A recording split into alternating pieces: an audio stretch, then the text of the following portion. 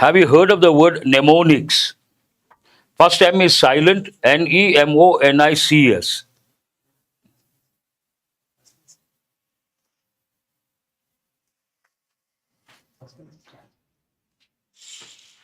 Give me a second.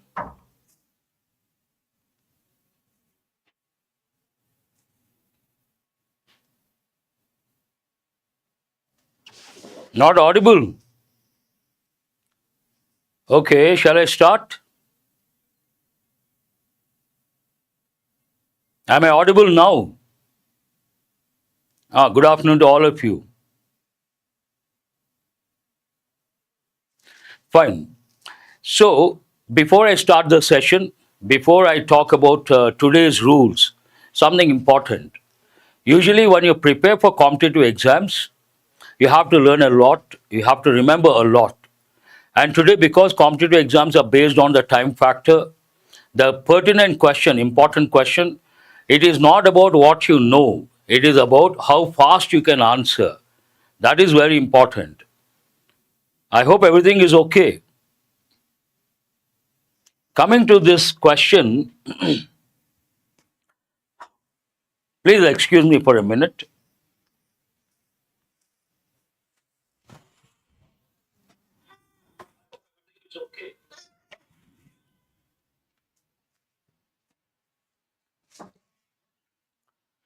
When it comes to learning and remembering, there's something called mnemonics. Have you heard of this word, mnemonics? Mnemonics means what?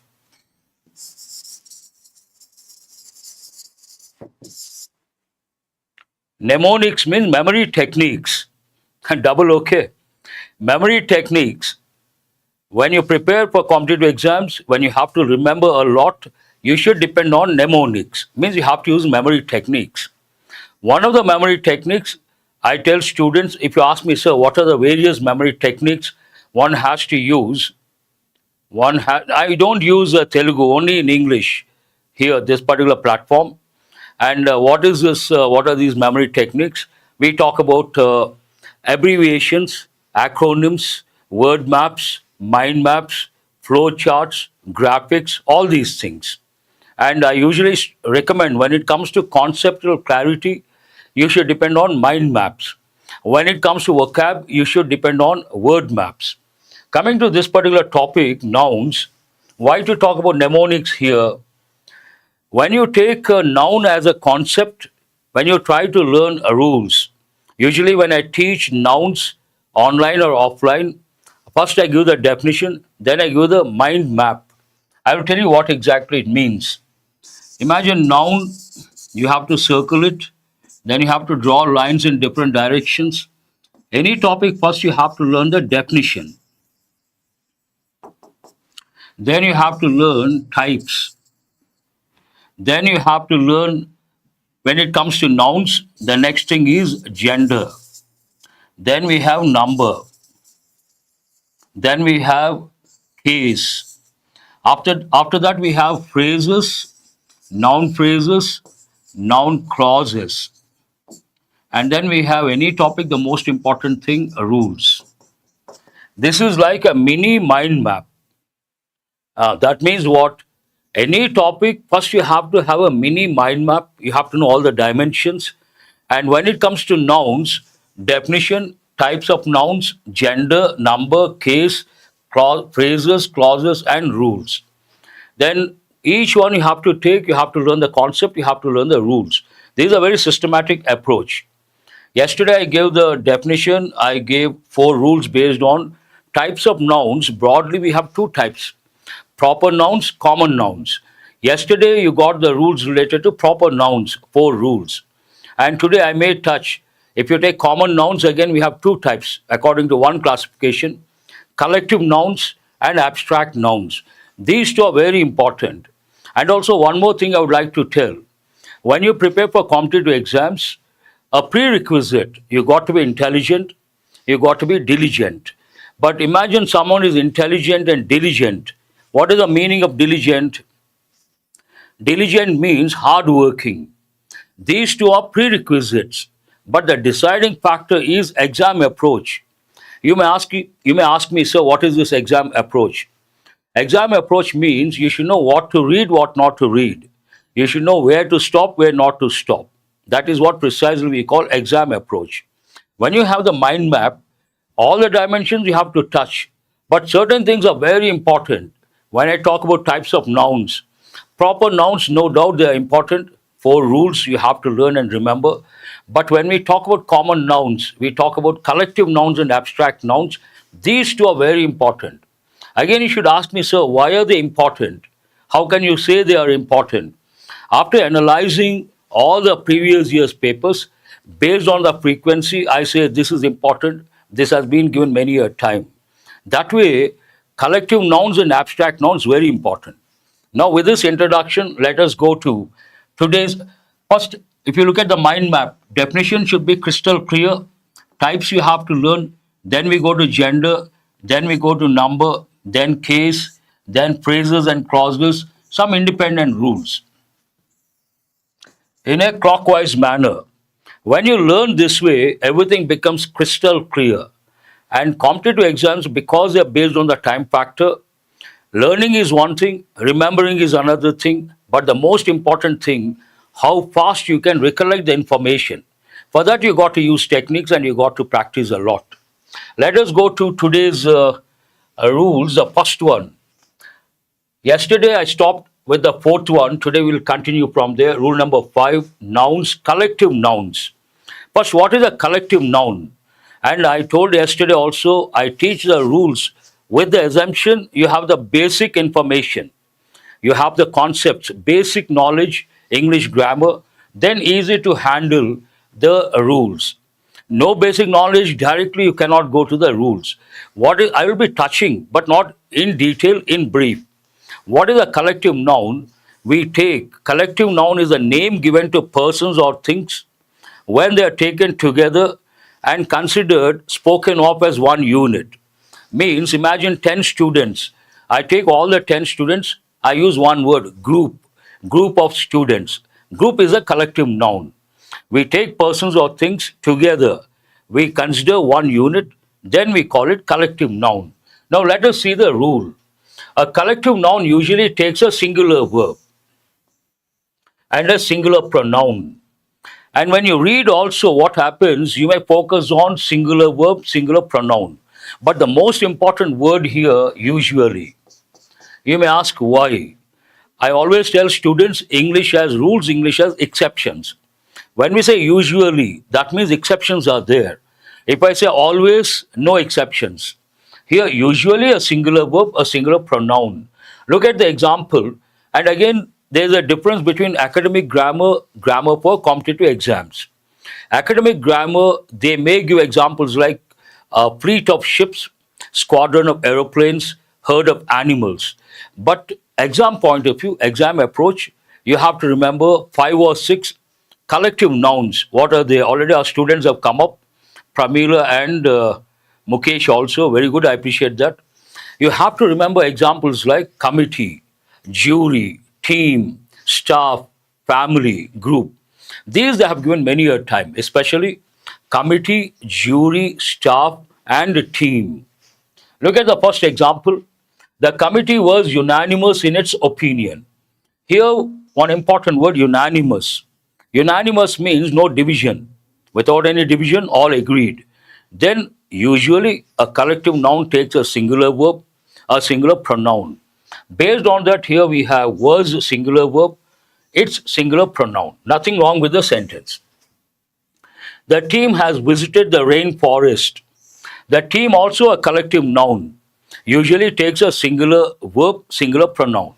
Has singular verb, has visited the rainforest, nothing wrong. Look at the other examples to show the difference. These you have to listen carefully.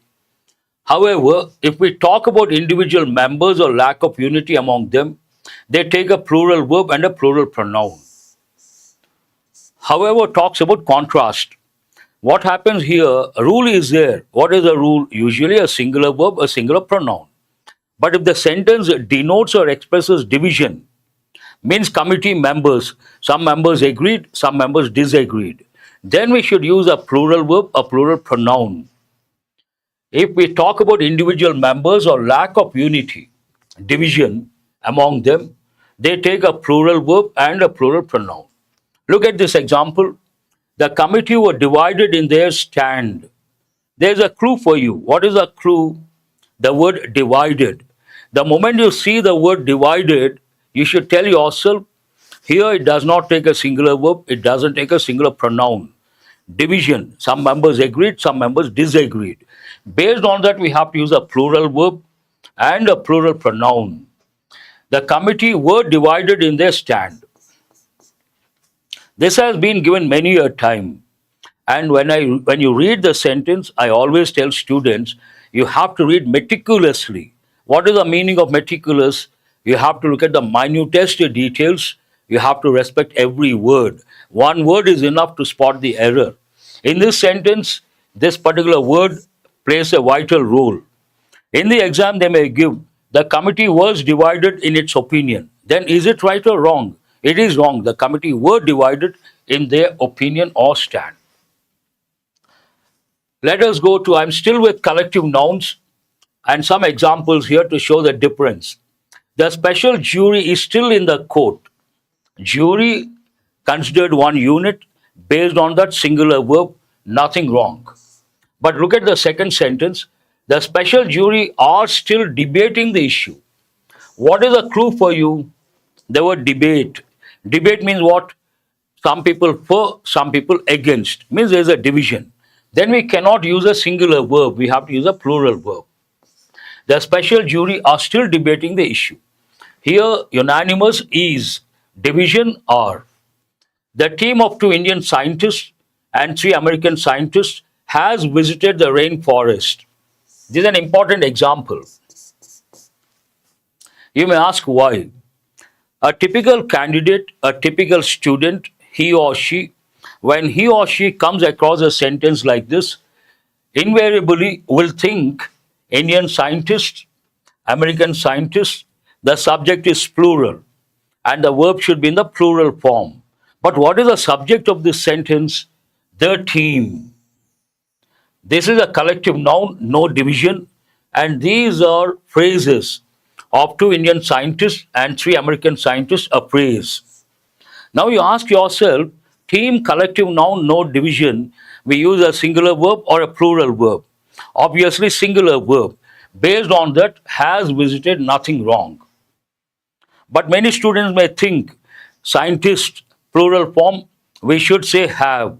No, what is the subject here? The team is the subject. Again, one thing you have to learn, if you take English language, we have a lot of sentence patterns. The basic pattern is subject, verb, object pattern. And imagine, this is a basic pattern. English has about 350 patterns. Basic pattern is SVO pattern. But if the writers use this pattern all the time, they cannot give a lot of information. So what they do, after the subject, they use a phrase or a clause. After the object, they use a phrase or a clause. And when you take, before you take the exam, 4 things are very important because based on grammar, we have 5 exam topics. What are the 5 exam topics that depend on grammar? 1, error location. 2nd, phrase replacement. 3rd, sentence improvement. 4th, correct sentence. 5th, wrong sentence. To deal with all these exam topics, 4 things are required. First one, when you read a sentence, you should be able to tell the part of speech of every word in the sentence. If you can do that, you're ready for the exam. That is the first thing. Very good, rare talent. Second thing, when you read a sentence, you have to know what the subject is, what the object is. Equally important, very important in fact. Third one, higher level. When you read a sentence, you should be able to identify the phrase and the clause, the phrases and the clauses in a sentence. And the fourth one, when you read a sentence, you should be able to understand the context. I use the expression contextual awareness, and that takes a lot of time. First 3 you can manage in 2 or 3 months, but contextual awareness takes about 6 months, provided you read the Hindu paper regularly for 6 months. And coming to this one, when you read a sentence, first you have to identify the subject. After that, if you see a phrase or a clause, put the phrase or clause in brackets. Then you should check subject verb, whether tallying or not tallying. If you look at this sentence, what is the subject? The team.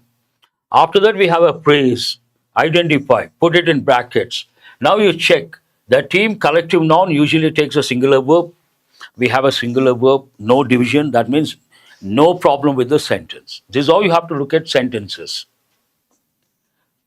Rule number 6, plural nouns. When the plural noun is a proper name for some single object or some collective unit, it must be followed by a singular verb.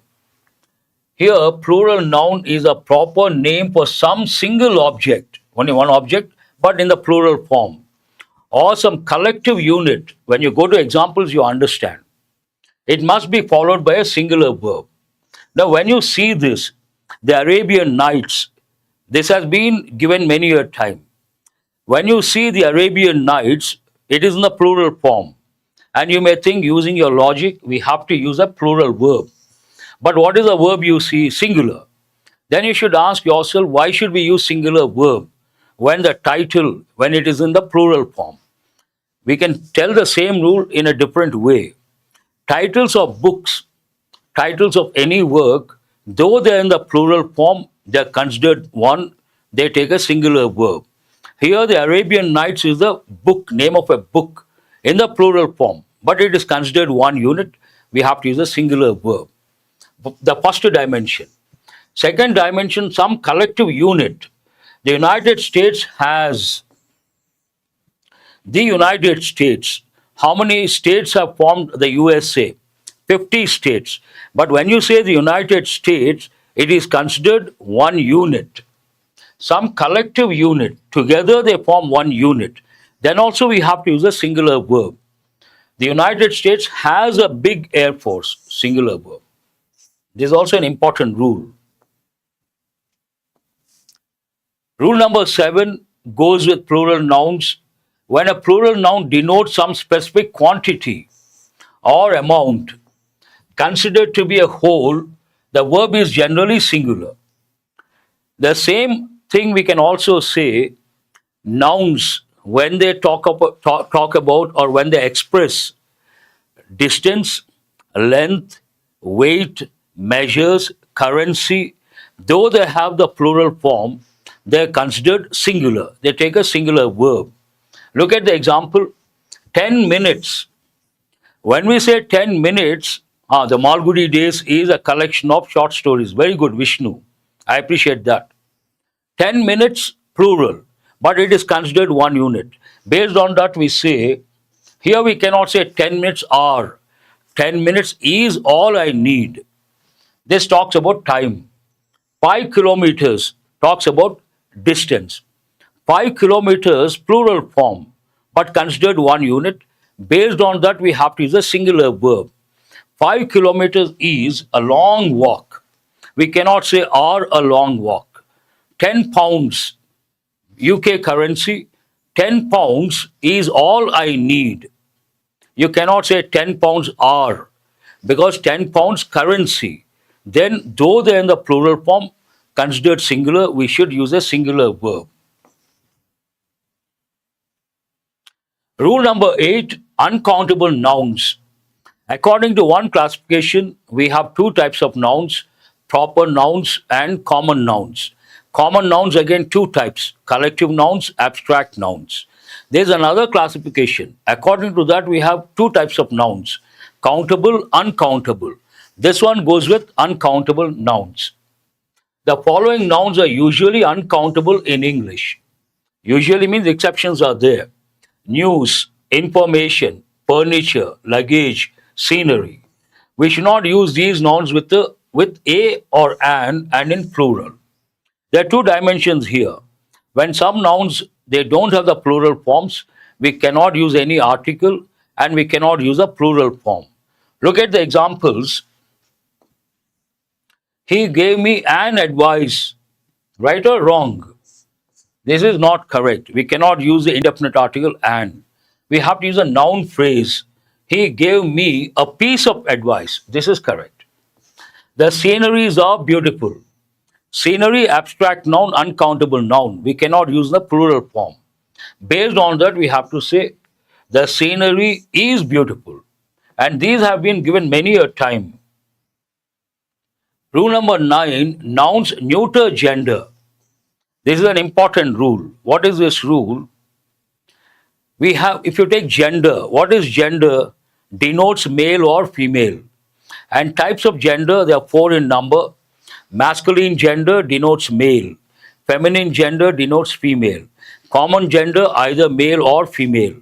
Neuter gender, neither male nor female. We use with things or objects. But English people, when they saw certain things, they were impressed. Anything that expresses power and strength, they attributed the masculine gender. Anything that expresses beauty and grace, they attributed the feminine gender. And based on that, in the exam, competitive exams, they have been asking questions. Here, denotes neither male nor female, used for things, objects. We should not use he or she with things or objects. However, gender is attributed to a few things. English people attributed gender to a few things. And those things we can use, we can talk in terms of he or she. When we go to examples, you understand. If a thing, object expresses power and strength, keywords, masculine gender is attributed.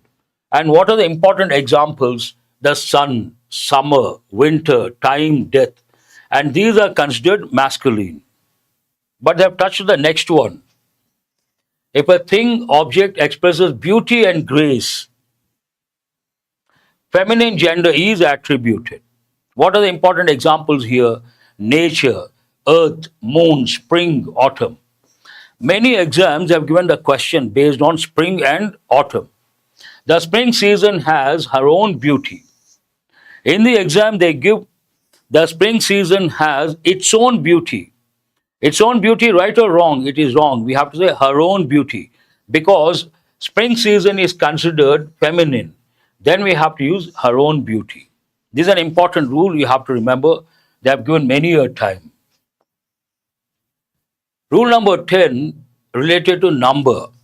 What is number? Number answers the question how many. And two types are there. Singular, plural. Singular means one, plural means more than one. And you all know we change singular nouns to plural nouns by adding s or es.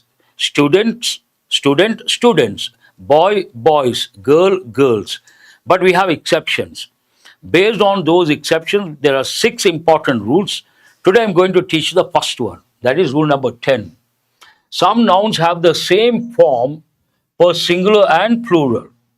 Singular and plural, the same form. And what are the important examples over here?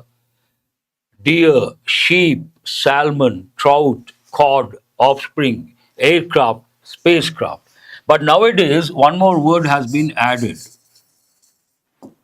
Bison. Many exams have given sheep, they have given offspring, they have given aircraft, and nowadays they are touching bison. Bison also you have to remember. Look at the example.